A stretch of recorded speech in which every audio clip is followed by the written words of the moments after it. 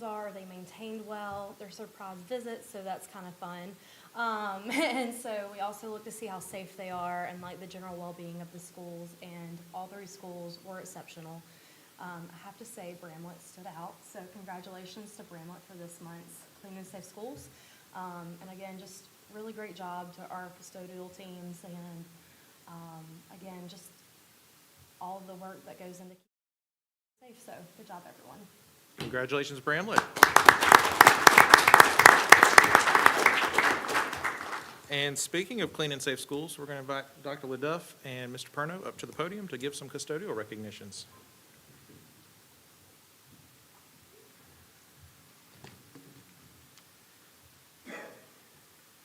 Good evening.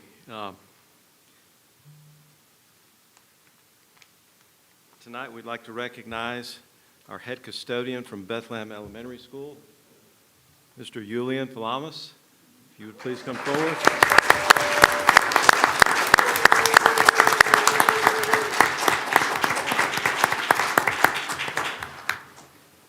I'd like to read something that the principal for Bethlehem wrote. This crew is absolutely fabulous. They've made so many positive changes to the cleanliness of our building, and they have built strong and positive relationships with the staff.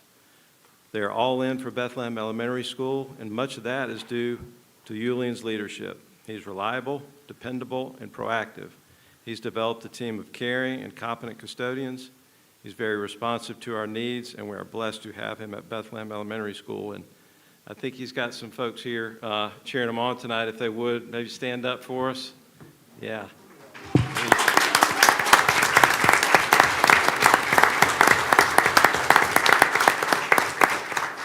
Thank you, Julian. We appreciate you so much. Yes, sir. All righty. Thank you, Mr. Perno. Next up, we've got the 2024 Bexar County School System Holiday Card winners. Good evening, everyone. It's my pleasure tonight to recognize some phenomenal students. Each year, we always look forward to the holiday card contest because our students are so talented, and their teachers are just amazing as well. Tonight, we're recognizing our author, which is the inside message, and our illustrator, which is the lovely outside drawing. Both of these students, ironically, are from AIM, the Arts and Innovation Magnet Program.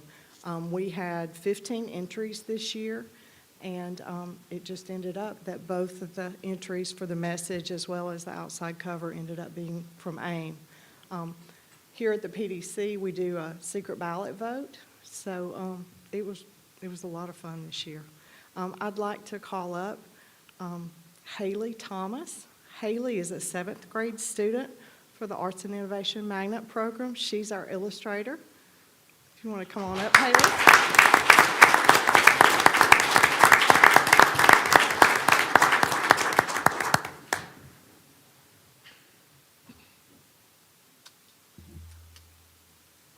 Her teacher is Miss Laura Payne, too. I want to make sure and mention that.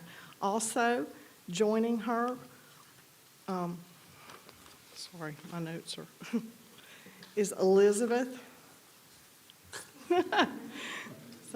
is Elizabeth Oman. She's a 6th grade student from the Arts and Innovation Magnet Program, and Laura Payne is also her teacher.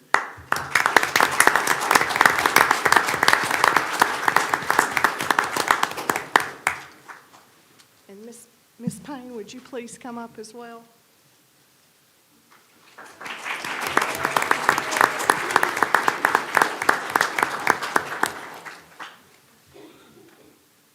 I'd like for the parents of these students and their siblings, if they're here, to please stand as well, because our parents are...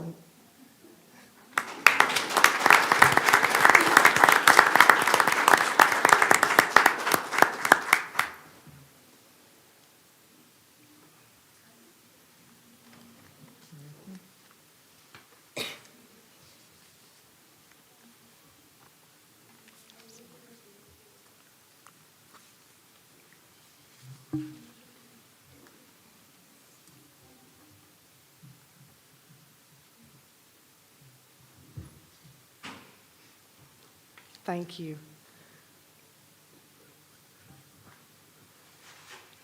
I'm really excited tonight because we also have Zaxby's joining us. Zaxby's has been a partner in district partner in education with us since 2019, and part of something they established and they created are the Zaxby's Urgency to Serve grants. I want to highlight that this is something specific for Barrow County. This is not a chain-wide grant thing. So anyway, it's been a lot of fun.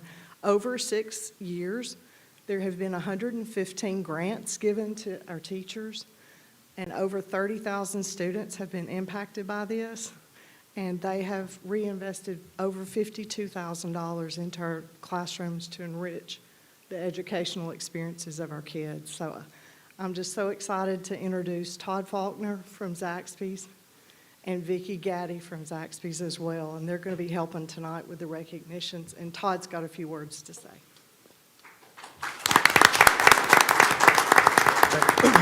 Thank you, Ellen. Very few words. So, urgency to serve.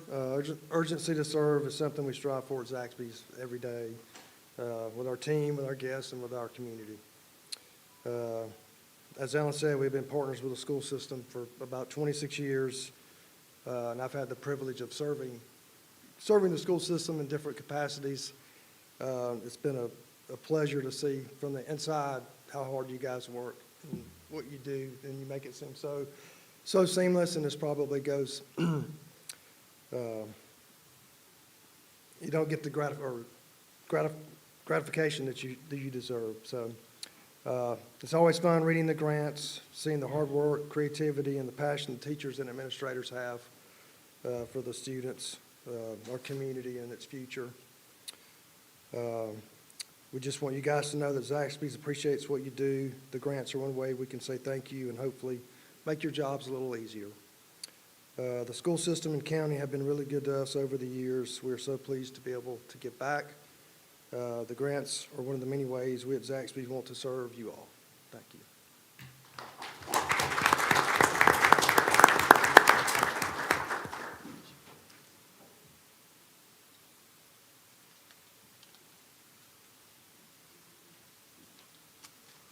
As I call your names, teachers, would you please come up, and we have a few things for you, and I want you to stay up here because we want to get some pictures. Our first grant recipient this year is from Austin Road Elementary School, Andrea Rowe, and the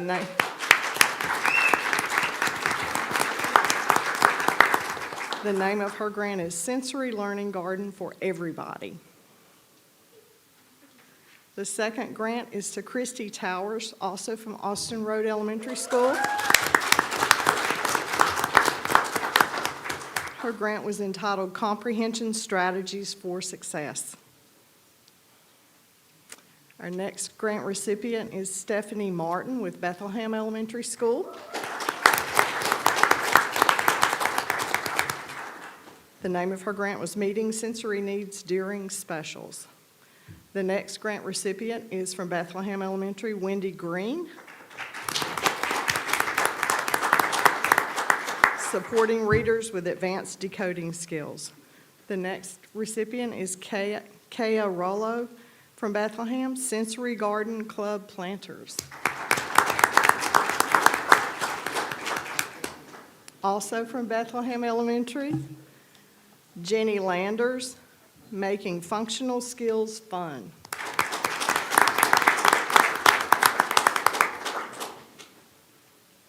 From Holsenbeck Elementary School, Amanda Durant Griffith, bringing traditional crafts to the elementary arts classroom. The next is Amy Arnold from Kennedy Elementary, expanding expressive language across the curriculum. The next grant recipient is Amy Wilson of Sims Academy.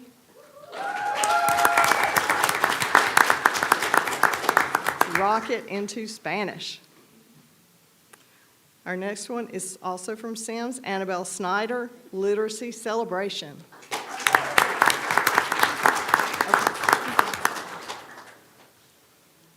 The next one is April Durmeyer, building bridges with buddies in literacy, also from SIMS.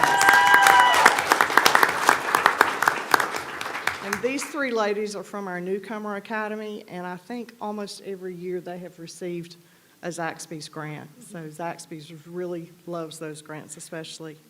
Our next recipient is Kelly Cravey from Yargo Elementary. Practicing cultural awareness through diverse supplies. The next one is from Yargo, Tamara Bancroft. Build a step team anyone would be proud of. So she's starting a brand new program with this grant. The last one is Robert Rogan from Yargo Elementary School. The Seeds of Learning.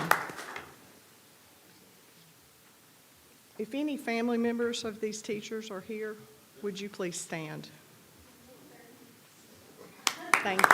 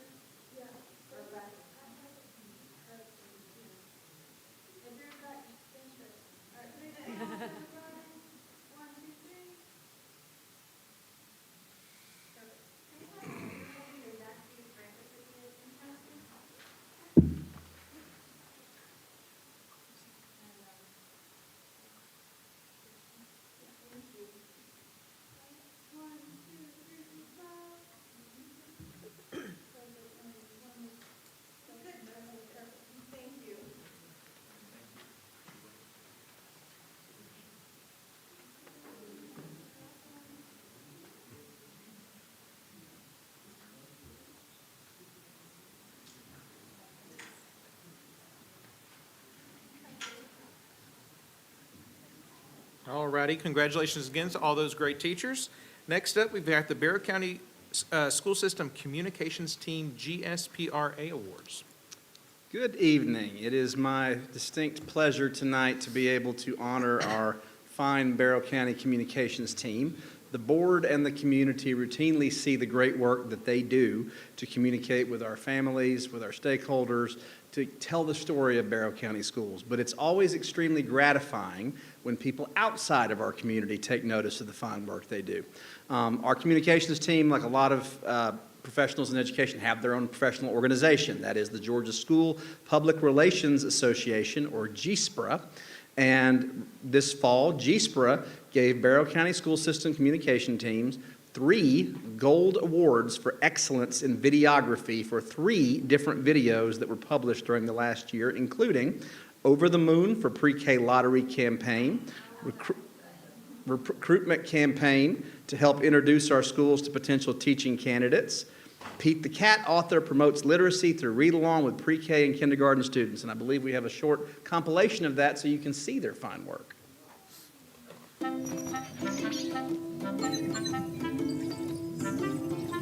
like playing with toys. I like my teacher.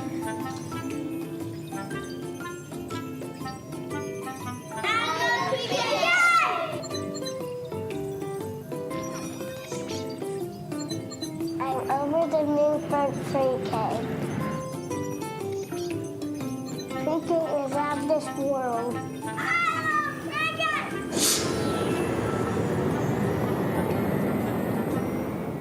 Hello, welcome to Westside Middle School. Hi, I'm Mindy Reed. I'm the proud principal of Bethlehem Elementary. Good morning. Welcome to Winder Elementary School. Miss Hodges is one of the most friendliest principals you'll ever meet. I love Yargo. First of all, we're totally a family.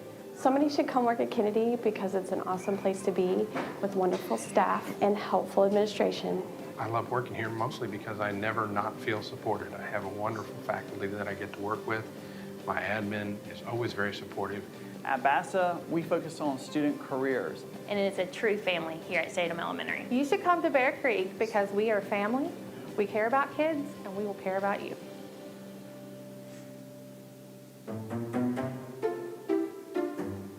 Hey everybody, So this is about going to the library. Who's ever been to the library? Pete's mom is taking him to the library for the first time. The librarian gives Pete his very own library card. Cool, says Pete.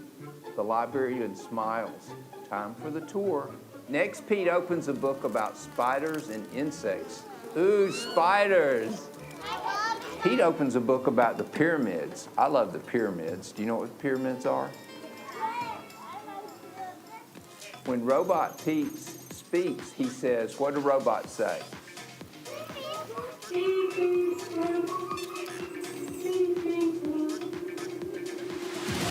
Next, Pete picks up a book about superheroes. Who likes superheroes?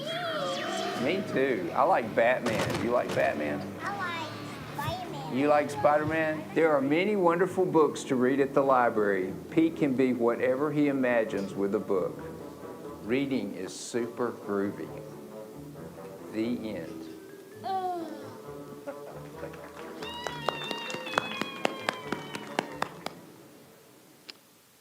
And those were 3 clips from the 3 videos that received the awards. So what we'd like to do now is to ask the communications team to come up. I'm going to call them up so that we can honor them together. Jackson Hensley.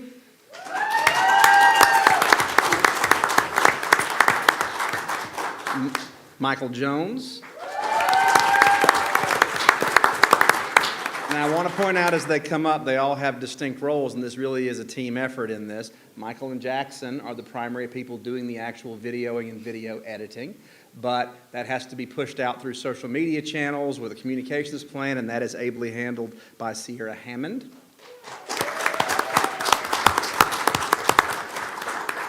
And communication is no good without building a community. The Pete the Cat event was coordinated and put together by Miss Ellen Petrie. And we'd like her to join us. And lastly, a team is only as strong as its leader, and they have an excellent leader in Miss Nicole Vallis.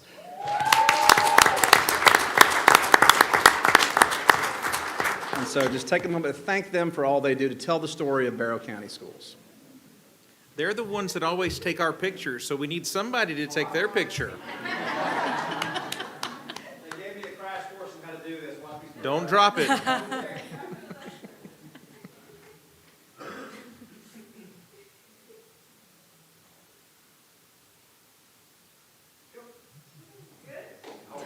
She's gonna.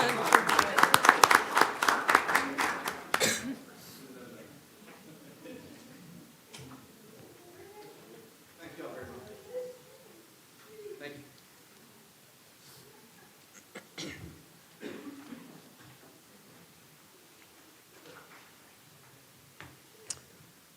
Good evening, board members, community members, staff. Thank you for being here tonight. On behalf of the Barrow County School System and our community, I'm honored tonight to recognize our Board of Education members that are completing their terms of service very soon here at the end of the month. Throughout their tenure, these distinguished individuals have tirelessly dedicated their time, energy, and wisdom to our community. Being a board member is not an easy thing to do. It is often a thankless job, and that's because a lot of the work that a board member does is unseen, but their impact is felt by very, very many. Some would say felt the most by the most precious people in all of our lives. Lynn Stevens, Ricky Bailey, Jordan Raper, and Vince Kane have navigated our school system and our community through challenges, championed initiatives that have enriched our curriculum, enhanced our facilities, and supported our staff and students. Their legacy will endure, and I am so grateful for all of your service. And I'd like to recognize each of you individually, and I'm going to ask my team to come forward and help me do that. So y'all come on up.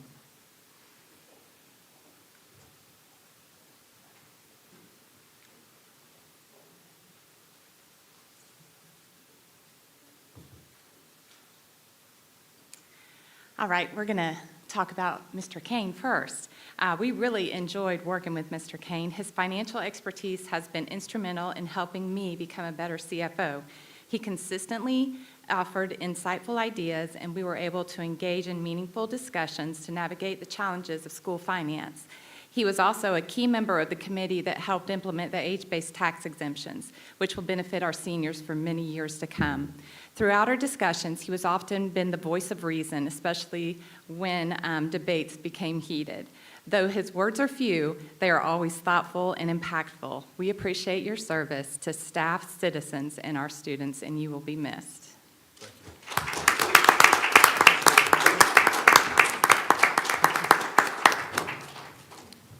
It is my distinct honor to say a few words about Mr. Jordan Raper, our illustrious board chair, as he exits the board after 6 years of service to the community. Mr. Raper was appointed to the Board of Education in January of 2019 to fill an open vacancy on the board. He was selected over several other applicants who applied for the open seat in a competitive interview process to earn his seat. Subsequently, 2 years later, he was elected to a full term in November of 2020 as the District 8 at-large representative. During Mr. Raper's term, the system saw numerous accomplishments, including the opening of the Barrow Arts and Sciences Academy, the opening of Austin Road Elementary School, and Barrow County finally reaching the long-sought-after goal of a 90% graduation rate, which we were able to meet multiple times during his tenure. Mr. Raper also served on the board during one of the most challenging times in the history of public education, the COVID-19 pandemic, and he brought thoughtful opinions and a level head to difficult debates and decisions during that challenging time period. In January of 2023, Mr. Raper became the Board of Education chair. Now, I'm going to digress for a second and say, being a board member is a thankless, difficult task that makes a huge difference in the community. As difficult as it is, being the board chair, or being the vice chair, but particularly the board chair, is one of the more difficult things you can do even in that. Mr. Raper did a fantastic job of that. The man can really work a gavel. During his tenure, he led Barrow County through many challenges and culminating in resulting in leading a successful superintendent search that resulted in the hiring of Dr. Dallas LaDuff as full-time superintendent in May of 2024. Jordan will be missed, and we thank him for his service to the Barrow County community, his steadfast leadership in difficult times, and we wish he and his family well in all his future endeavors, and we hope he knows he will always be a valued part of the Barrow County school system family. Please join me in extending thanks to Jordan Raper for all he's done for the system for the past 6 years.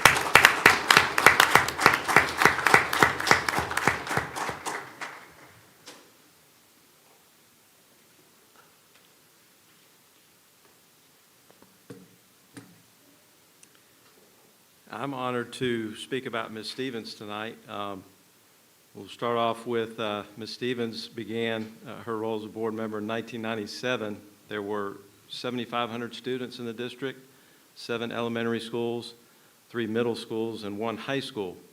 The board office was at Church Street and 2 other locations in 1997 before moving here in 2002, and she served alongside 6 superintendents.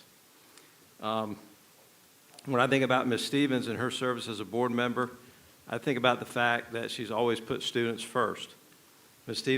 Stevens has always been an active and committed board member. She's always been there for the committee meetings, receptions, groundbreakings, open houses. She's never been wild about how our Clean and Safe Schools visits are scheduled early in the morning, especially on cold winter mornings. But she's always been there with her coffee in hand, ready to get out and walk the schools. 2 things I'd point out in particular is her leadership in the midst of the Great Recession years ago. She and our other board members worked extremely hard and made very difficult decisions at that time, but they always remained focused on providing the very best support for our kids in the classroom while protecting teachers and staff. The other thing is a quick story about a day years ago when we presented a different delivery method to our building committee for selecting contractors and managing projects. It's called Construction Manager at Risk. And Ms. Stevens remembered a bad experience with a different version of that delivery method that the school system employed just a few years into her tenure as a board member. She looked down the table at me and she said, "I'll get behind this, I'll support you, but just remember, I know where you live. And if this doesn't go well, I'll come and see you." And I think she said that mostly in jest. But to me, this is just an example of how Ms. Stevens has operated. She could be tough, but she's also fair, and you always know that she's there in your corner. I've always appreciated that and admired that in Ms. Stevens. Thank you, Ms. Stevens. You will be missed.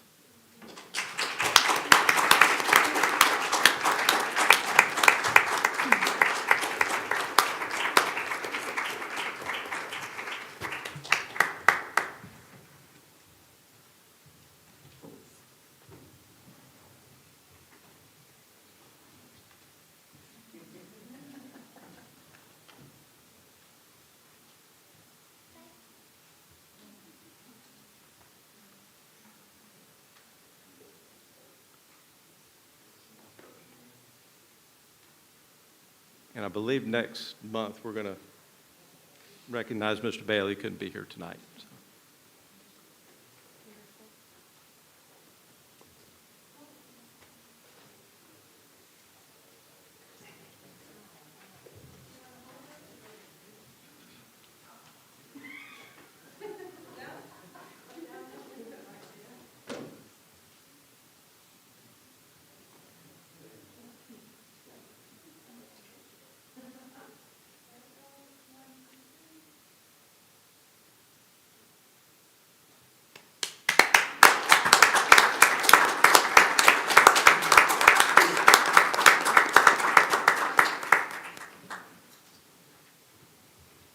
All right, closing, just want to thank you guys again.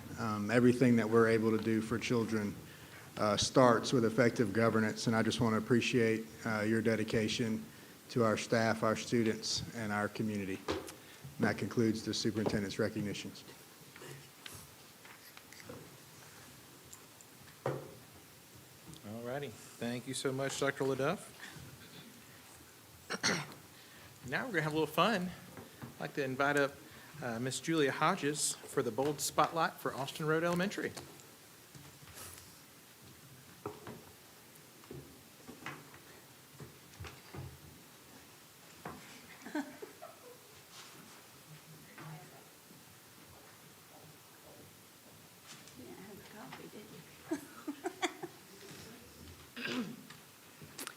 Well, let me introduce to you some of these rockets up here. And in no particular order, this is Grace Peck, a second grade teacher, Andrea Rowe, STEAM, during, labs, we call them labs, but specials. Dina Everhart's instructional coach, Tiara Mensinger, assistant principal, and Angela Johnson, fifth grade teacher. Okay.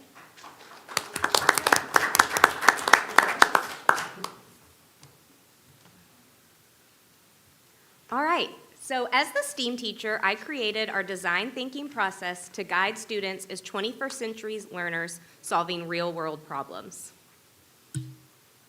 Based on prior experience and the STEAM forum that we attended, we delivered professional development to our staff about integrating arts using the design thinking process to promote creativity and critical thinking skills. Each grade level chose a problem that they observed around our school campus that ties into grade level science standards. In first grade, we are working to develop and maintain a seasonal garden to provide fresh food to our school community. In second grade, we noticed that when our school was built, they clear-cut most of the land, and we did not have very many pollinators for our first pollinator census. And so we are focused on creating a space to attract and bring in pollinators. Third grade is focused on composting to provide healthy soil to our school gardens. Fourth grade is very excited to start our frog bog that the Alvarado family helped us install. And it will help us learn about ecosystems and food webs. And fifth grade noticed weathering and erosion around our school campus. So we are working with an arborist to learn about how to prevent and protect the land from weathering and erosion. We were able to start our sensory garden with support from several grants, and this space will encompass all the problem-based learning that we are doing at Austin Road. Thanks to the $10,000 Oconee Soil and Water Conservation District and the $20,000 McDonald's grant, we get to expand our sensory garden. And from the Zaxby's grant, the students, staff, and families gave input on their big ideas to create our vision that will integrate more learning opportunities. And here is just a snapshot of our vision, kind of our dream board, if you will. And we are very excited to continue to work on that, because we have been working on it as this school has been built. Every year, we just, every month even, we just keep adding more and meeting with more people. With the innovation grant from the Department of Education, we created a STEAM library with materials to check out, cooking supplies, animal habitats, and gardening tools. Our innovative director, Lee Bain, graciously provided us with a dedicated performance space. And our Austin Road Rockets love animals. County maintenance, families, and I have provided school pets. The students enjoy studying and caring for them. Agriculture Day was a huge success. This was a beautiful way to tie in our community partners and to showcase our knowledge of agricultural literacy. We are thrilled to continue to have this event each year. We are so thankful to our community partners and excited about all the new experiences that we will have as we continue to grow and do new things.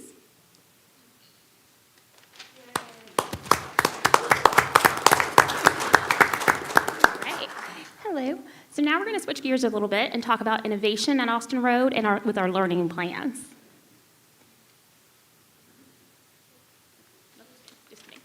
All right. So when we say innovative learning plans, you might be thinking small group plans, where we individually add our students to our differentiated learning plans, but not quite. When we say individual learning plans at Austin Road, we mean exactly that. Each student having an individual learning plan tailored to their needs. The purpose of these plans is for all students to have guided instruction and tracked throughout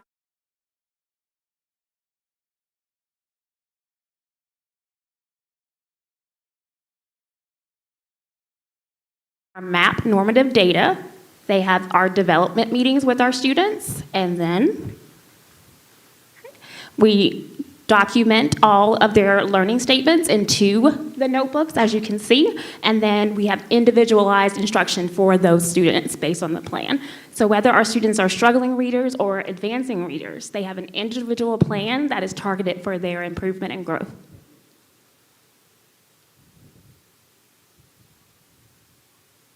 Now let's hear from teachers. Good evening. This year, our administration challenged us to jump into the idea of individualized learning plans. And when they first said this, I am not going to lie, I thought to myself, how could I do anything else to differentiate? But boy, was I wrong. The truth is, as teachers, we can always do more. And my class makeup is a little bit different from the teacher that you're going to hear about in a few seconds. My class is made up of mostly advanced learners. And a lot of times our advanced learners do get left behind because we feel like, well, they're fine. They know the content.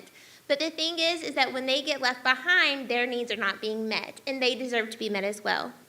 With the individualized learning plan, it took away any excuse because using the MAP learning progressions and diving deep into the needs of each student, I was able to see not just the areas where students were weak, but it also gave me ideas in order to advance my students, in order to make sure that even my most advanced students continue to grow. So for example, I might have students that are working on using text features to aid their comprehension in nonfiction text. That really is a standard that starts in first grade. But then using the MAP progressions, I also have a student that is ready to learn about figurative language and understanding figurative language. And I wouldn't have known that if I hadn't really dug deep into their data and individualized their learning plan. I'm very wordy, so I'm trying to go fast. So even though I still do small group differentiation, in that small group, I take time with individual students. We look at their goal because we've set a goal together based on their needs, whether it's what they need, have a weakness in, or a strength. We work together during that group time, and we make sure that their needs are being met. Individualized learning plans help students to understand their own learning and take ownership of their own goals. We sit together and we look at their own data and we decide together a target of what they can develop for themselves, that they can work on, that meets their needs during reading and math time. Because I started this in reading, but it is so effective in math as well.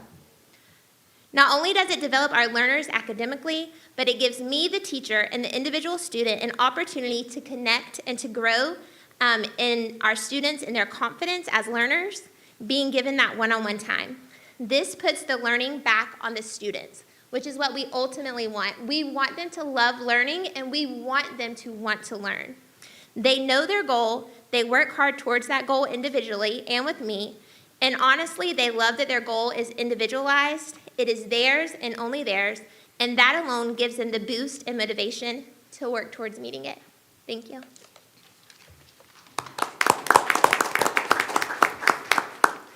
Hello, everybody. I am a fifth grade teacher, a very proud one, at Austin Road Elementary School. And I teach language arts to 2 different groups of fifth graders every single day.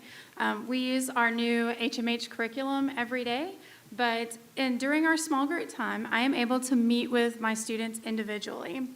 At the very beginning of the school year, I met with every child. We went over their MAP scores, and each child set individual goals.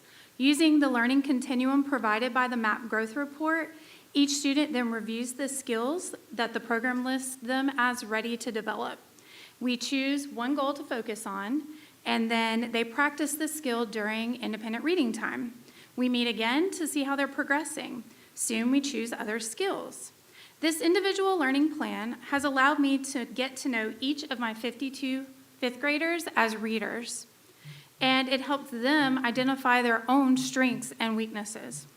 Setting goals and focusing on one skill encourages them to take ownership of their own learning. During the conversations we have during these meetings, I've been really surprised by some of the skills that we've been able to cover really quickly that they needed to go over. I believe my students are becoming more focused on how they're reading, not just what they're reading. I've also noticed an increase in enthusiasm for reading and in the ability for them to talk about reading. I'm so very proud of the progress my Rockets have made this school year, and I can't wait to watch their continued growth. Thank you. But wait, there's more. We have our kindergarten team who couldn't be here tonight but have prepared a video. Just go back one. Just kidding. Amanda Jenkins, I'm a kindergarten teacher here at Austin Road Elementary. This year, the kindergarten team at Austin Road is currently implementing. Okay, and we're just gonna doop, doop, doop.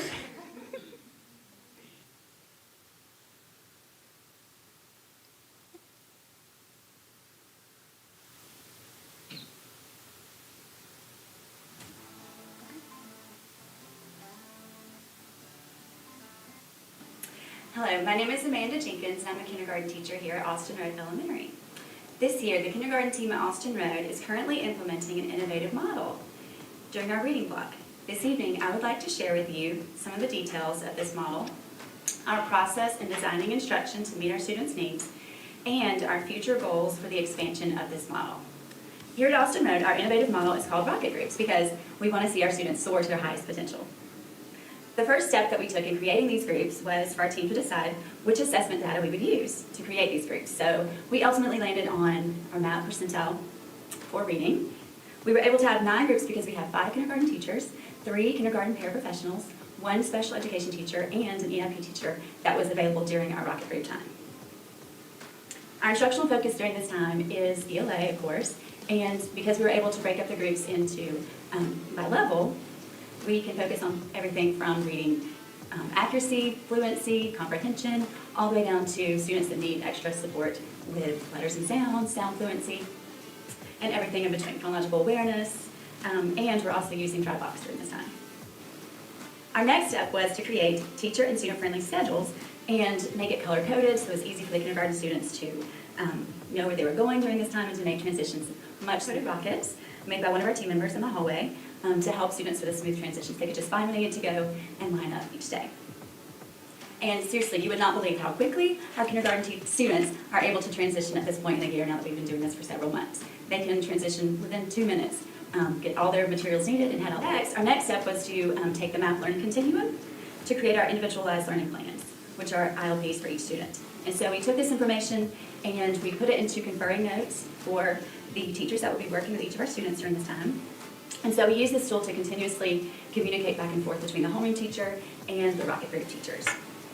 And so each week we also plan together and collaborate, and we share weekly goals, skill growth, progress with our students, work samples, the conferring notes, and next steps for our students. I want to share some things that worked well for us this year. So far, we're still, tweaking it and making it better each week, but we did make the decision early on to begin this innovative model after Labor Day. This gave us plenty of time to get to know our students, build relationships and trust with them, and also just get students acclimated to kindergarten, which we know takes a little bit of a minute, and that seemed to work well, giving them that extra time, giving us extra time to plan things out and get the model ready to launch right after Labor Day. So that worked well. We also implement this model twice a week, so on Mondays and Tuesdays, and then the remainder of the week we focus on HMH skill focus. So we do the remediation, acceleration, and design that instruction based on the weekly HMH assessments. That way, that's how we fit everything in so far. Students also wear their PBIS lanyards with them to the rocket groups, and this has worked really well for teachers to be able to encourage students and give them that feedback immediately each day. So it's built a great bridge.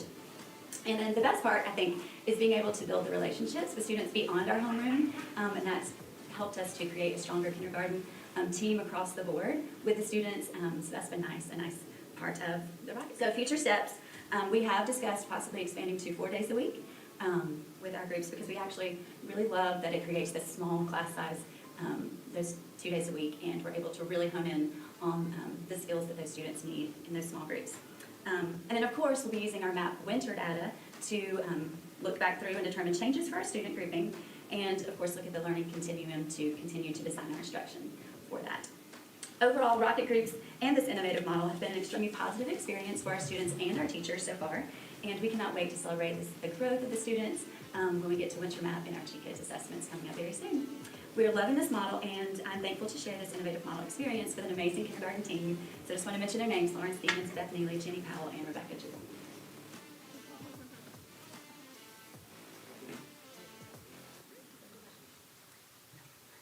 Do you have any questions? Yes. Is your school a magnet school, or can any child go to your school? How does that work? Well, it's based on district. We are within, what is our district that our children can pull from? We're just one of 10. Yeah, just one of 10. We're not like BASA or. No, it's not a choice school, No, no.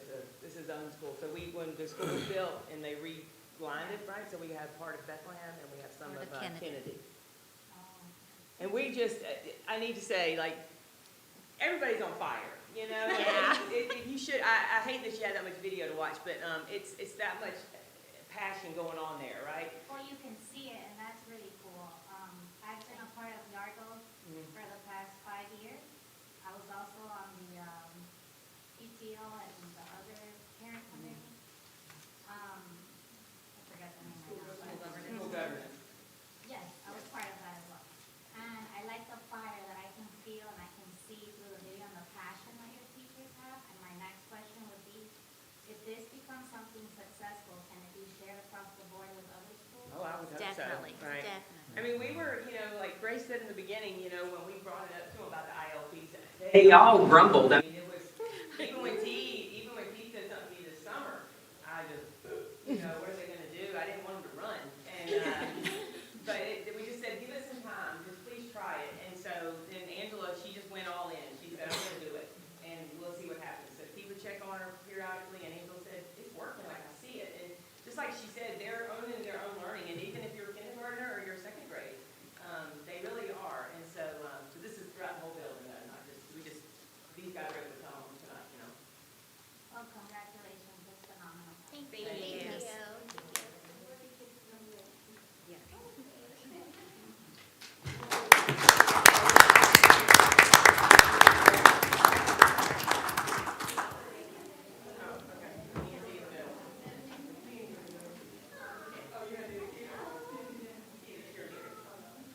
And while they're taking a picture, I'd just like to echo what she said. This is one of the beautiful things of why we do the Barrow Bold Spotlights, is because whenever you work in one school, a lot of times you don't know what goes on outside the walls of that one school. And so getting to hear, like, wow, they're doing that, we should try that or implement that, and that's how that fire spreads. And so we appreciate Austin Road for sharing those great ideas with us that hopefully many of our schools can implement. And we brought the Alvarado up here. I know that you did, I don't know if you noticed on one of the slides or what, but they built some back pages and, or back houses. Okay. Back cages.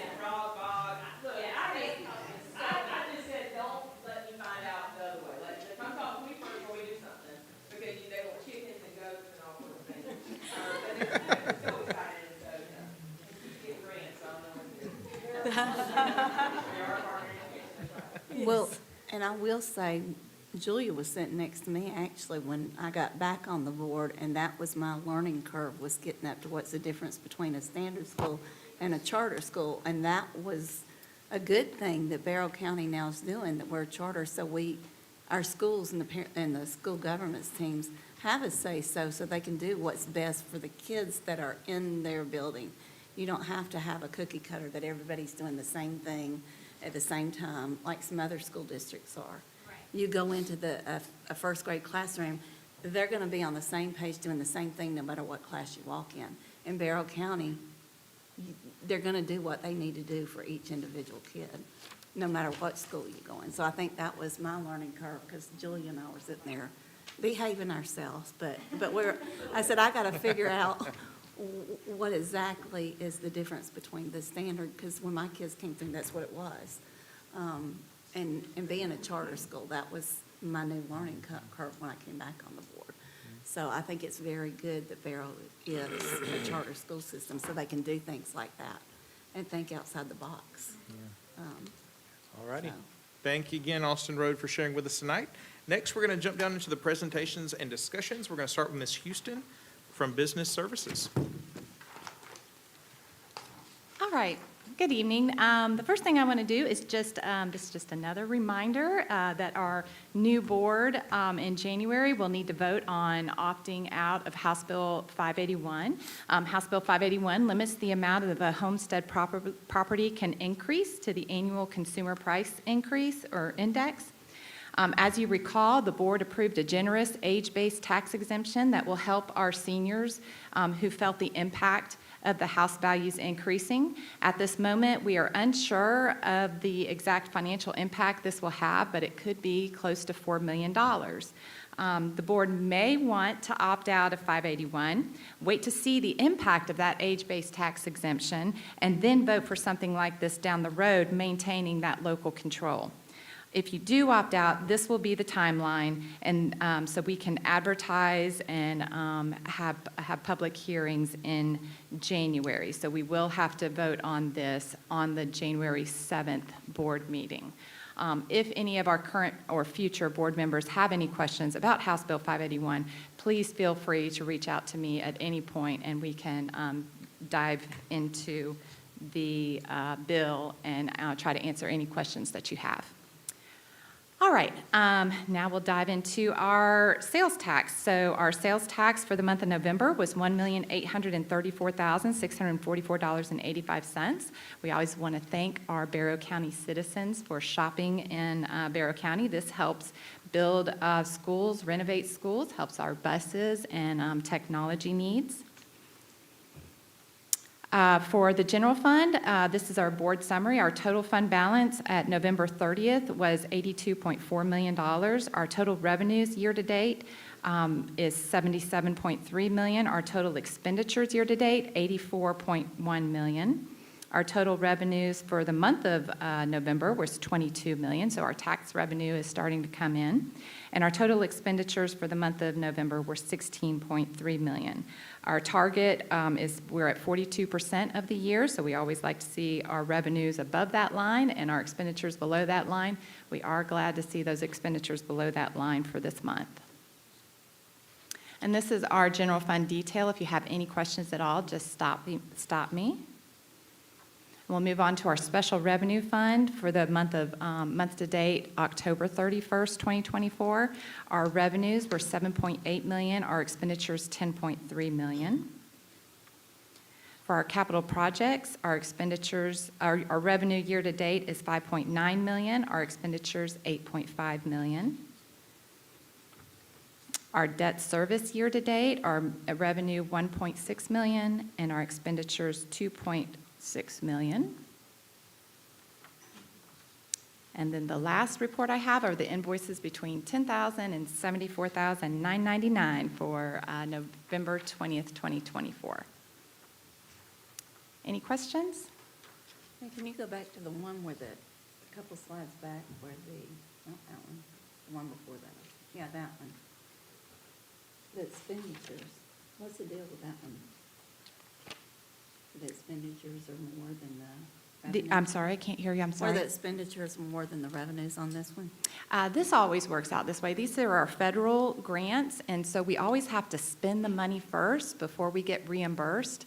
So we spend all the money, starting out our school, getting our kids ready, buying the supplies, and then we have to wait for our federal grants to be approved, and then we ask for those reimbursements. So we're always going to be a little bit ahead of it with these special revenue funds, but we do get reimbursed, and they normally zero out. School food nutrition is also in this one too, but other than that, these grants, these are mostly grants, and they zero out at the end of the year. Great question, though. Thank you. All righty. Thank you, Ms. Houston.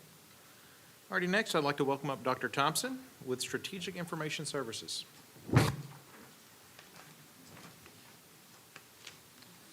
Good evening again.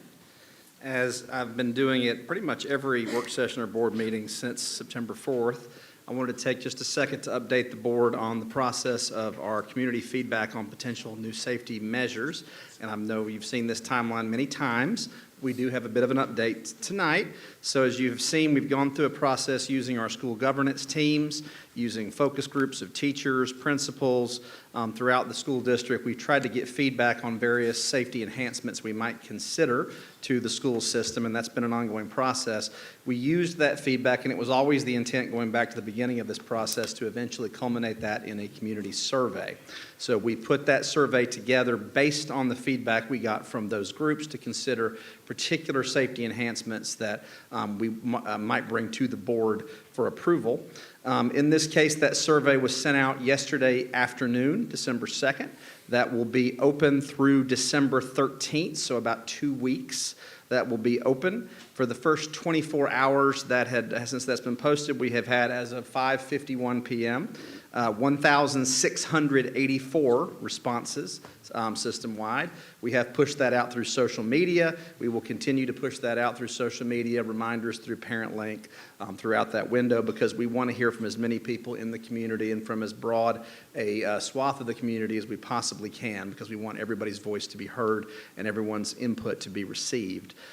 We will, in transparency, publish all of the results, all of the tabulations. Once we have those completed, that will likely be in January at the work session. We'll bring a full accounting of all the survey results, the SGT results to the board for consideration, and either at that meeting or the subsequent one in February, we would bring potential safety enhancements to the board. So I'm happy to answer any questions from the board on that process. Any questions? All right. Thank you very much. Thank you, sir. All righty. Next, we're going to get into the request to appear portion of our meeting. I'd like to welcome up Ms. Ballas. Good evening. Tonight we have two requests to address our Board of Education. Before we welcome them to the podium, please keep in mind board policies, which summarize state the Barrow County Board of Education values public input about topics concerning our schools. Only residents of our district, representatives of organizations in our district, our student families, or school system employees may address the board. Each speaker is given 3 minutes and is asked to be civil and refrain from disparaging remarks concerning staff or that violate privacy laws. The board may stop a speaker if guidelines are not followed. The board will take each speaker's comments and questions into consideration. However, no action will be taken at the meeting. Generally, board members will not respond to questions or comments, but may if they choose to do so. Now we invite our first speaker, Layla Contreras. Please also restate your name before you begin. Thank you. I have a proposal that I typed up. It's a research proposal. Thank you. And if you can give me 3 more for the ones that are not here, I'll make sure they get it.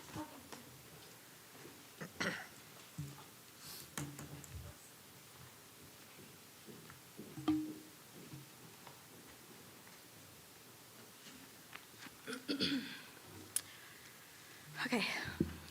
Good evening, members of the Board of Education and fellow Barrow County residents. My name is Layla Renee Contreras, and I'm a proud graduate of Appalachian High School, the founder of Change for Chi, and a sister to a current student and a daughter of a dedicated staff member. Above all, I am a committed member of this community. Thank you for giving me the opportunity to speak tonight and for the thoughtful conversations I've had with many of you. Your willingness to listen shows that we all share a common goal, ensuring the safety and well-being of our students, teachers, and schools. 12 weeks ago, our community was forever changed by a tragedy that none of us will ever forget. As time has passed, the pain may have softened for some, but the urgency for action has not.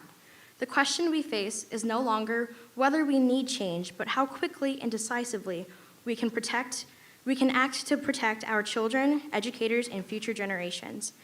As Barrow County continues to grow, our schools must grow safer and stronger alongside it. That's why I've put together Steps Towards Safety, which is the comprehensive proposal I've passed out. It's rooted in community input, evidence-based solutions, and practical strategies that can be implemented now and sustained for years to come. This proposal focuses on 4 key areas. First, updated classroom procedures like standardized emergency drills and visitor protocols to ensure every classroom is prepared for emergencies.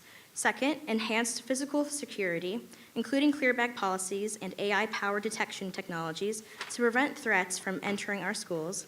Third, to support for our educators with mental health resources and regular evaluations to help teachers manage the immense stress and trauma they face.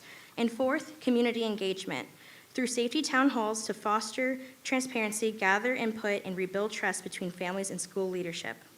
These are layered, proactive measures, not reactive fixes. They don't address immediate needs. They build a foundation for lasting safety and resilience. I also want to take a moment to address the district's ongoing safety enhancement survey. While community input is critical, I'm concerned about potential bias in the ways the questions are framed. This is a message for the people of Barrow when taking the survey. Answer thoughtfully and honestly, and don't hesitate to share your full perspective. This is your chance to ensure your voice is heard. This is a moment that demands both empathy and courage. Empathy to truly see the students who deserve a safe space to learn without fear. Empathy to stand with the teachers who dedicate their lives to education and deserve a secure environment to do so. Empathy to understand the parents who send their children to school each day, trusting us to keep them safe. But empathy alone is not enough. It must be met with courage. The courage to make the tough, sometimes uncomfortable decisions today to protect the lives of those who walk our school halls tomorrow. Courage to lead with conviction, knowing that these choices will define the safety and future of our community. Let us be bold, let us be decisive, and let us act. The time is now. Thank you.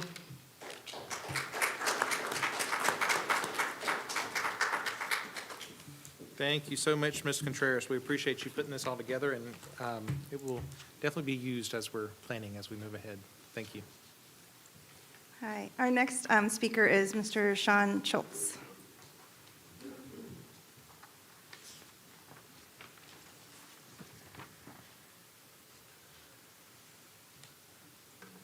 Good evening, everyone. Sean Schultz. Oops, sorry. Sean Schultz, community member, father. This will be my 3rd time speaking with everyone here, board members, staff, administration. And some of it is to echo what Ms. Contreras says. We're going into our 4th month of no actions. We're another month in, still no changes. I do appreciate the increase in the communications and things on like the website and things like that have gotten a little more clear and concise. Excuse me, clear and concise. But I do have concerns with the survey. We just learned from these very passionate ladies how important individualization is. We have 20 schools in Barrow. One of them got attacked. I'm concerned that with sending out a survey in such a broad spectrum, there's 19 schools that were not affected the same way as my family was affected, as many other families were affected. We aren't all the same. We're not all in the same situation. The kids going to these other schools were impacted, absolutely, but not the same way. I think that's fair to say from anybody. I feel when I read through the survey, I was disappointed. Out of the 5 options of things that we're considering, 3 of them were portrayed very negatively. it seems to be about six things negative about each of those, 3, maybe 4 positive. That to me is going to skew results. That's trying to encourage people to say no to those things. Obviously, we're all individuals. We're parents, we're community members, students, things like that. We're all going to make up our own minds, absolutely. But it's not ever made without influence. We trust the professionals to provide us the information that we're going to ultimately have to go off of. A lot of us, being parents, have jobs. We're busy. We don't have the time to put into it, the same as the people that have the jobs to go into the research of these things. The only 2 things that weren't portrayed very negatively were additional SROs and enhanced counseling. Both of those things are good. I don't think those are bad things. I also don't think metal detection's bad. We see it everywhere, not just in schools. We see it at any function, any event. If I take my children to Six Flags, we walk through metal detectors. To think that it is not productive to securing schools is just beyond me. I can't understand it. I can't comprehend it. I don't think any of the parents that have spoke to you guys individually as a community at all have been unreasonable in what we're saying at all. But now we're looking at you guys not even hearing the results of this survey until next month, the end of next month, which means another month until there's any proposals made for changes. How long does it take to create policies? They don't happen overnight. And once we create policies, how long does it take for implementation? So now I'm thinking my child went to school from October or September all the way until the end of his junior year, and nothing changed. They see nothing different there. Still, as parents, still have the same feelings that we had in September because nothing has changed at all. Communication has improved, but that's been it. So I'm asking you guys, can we please act with some sense of urgency as opposed to pushing this out until the end of the school year? Thank you.